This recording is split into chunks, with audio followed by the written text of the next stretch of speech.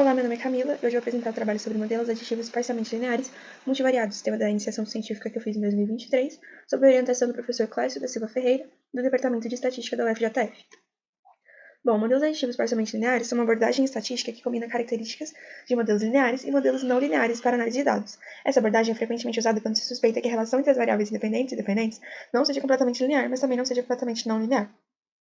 A gente tem desde o modelo de regressão linear, que só permite componentes lineares, depois o modelo semiparamétrico, onde permite uma variável não linear, e assim por diante, até chegarmos no modelo aditivo parcialmente linear multivariado, que permite mais de uma variável explicativa linear, uma ou mais variável explicativa não linear e uma ou mais variável resposta.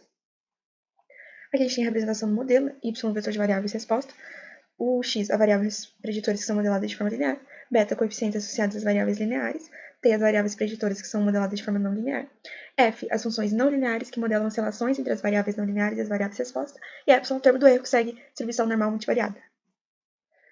Os splines são uma técnica matemática utilizada para criar curvas suaves e contínuas a partir de pontos de controle. Um B-spline de grau que consiste de pedaços polinomiais conectados de uma forma especial pelos chamados nós. Nesse trabalho, a gente utiliza os B-splines para descrever as componentes não paramétricas, as f's. Aqui do lado direito a gente tem o modelo descrito de forma matricial. E nesse trabalho a gente utiliza a estimação por máxima verossimilhança penalizada. Então a gente tem a log verossimilhança na parte de cima, e embaixo a log verossimilhança penalizada, onde o parâmetro de suavização lambda ele controla essa penalização.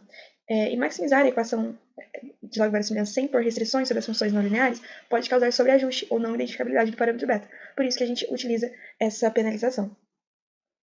Aqui a gente tem os estimadores de beta, sigma e gama. Então, através de métodos iterativos, a gente chega aos estimadores de máxima verossimilhança de θ. E, além disso, o vetor de parâmetros de suavização lambda é selecionado através do método de validação cruzada. Nesse trabalho, a gente desenvolveu também a matriz de informação de Fisher, que, através dela, a gente encontra os erros padrão das estimativas de θ. E quando essa matriz de informação de Fisher ela não é inversível, a gente utiliza outro método, que é a bootstrap paramétrico, que, utilizando essa técnica, são feitas reamostragens dos erros aleatórios sobre os parâmetros estimados, e a partir das estimativas obtidas nessas reamostragens, são calculados os erros padrões de cada parâmetro. Aqui a gente fez uma simulação. A simulação foi realizada através do método de Monte Carlo com 1000 replicações para os tamanhos amostrais iguais a 500, 1000 e 2000. O modelo simulado é composto de 2 variáveis explicativas não lineares e 4 variáveis explicativas lineares, que está aqui do lado direito da tela. Do lado esquerdo a gente tem as variáveis respostas, y1, y2 e y3. Aqui a gente tem os gráficos das curvas estimadas. As figuras 1, 2 e 3 elas apresentam as 1000 curvas estimadas da curva 1 para as 3 variáveis respostas, enquanto as figuras 4, 5 e 6 apresentam as 1000 curvas estimadas da curva 2 para as 3 variáveis respostas. Então a gente vê que quando o n aumenta, essas 1000 curvas estimadas elas se aproximam da curva real. Aqui a gente tem a tabela, onde é apresentado o valor real, o viés e o desvio padrão para os 3 tamanhos amostrais, e a gente vê que quando o n aumenta, esse viés diminui e o desvio padrão também. A gente realizou uma aplicação em dados do PISA, que é um Programa Internacional de Avaliação de Estudantes. É um estudo mundial realizado pela Organização para a Cooperação e Desenvolvimento Econômico em países membros e não membros.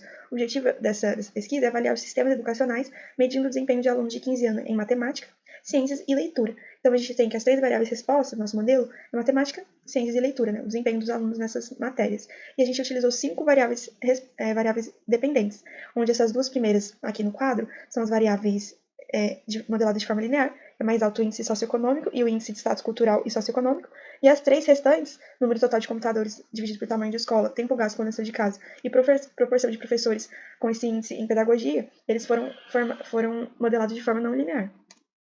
Aqui a gente tem as curvas estimadas para as 3 variáveis respostas, matemática, leitura e ciências, para essa variável dependente HATCOMP, que é o número total de computadores dividido por tamanho de escola, e também a gente fez o mesmo gráfico para as outras 2 variáveis dependentes, que são modeladas de forma não linear.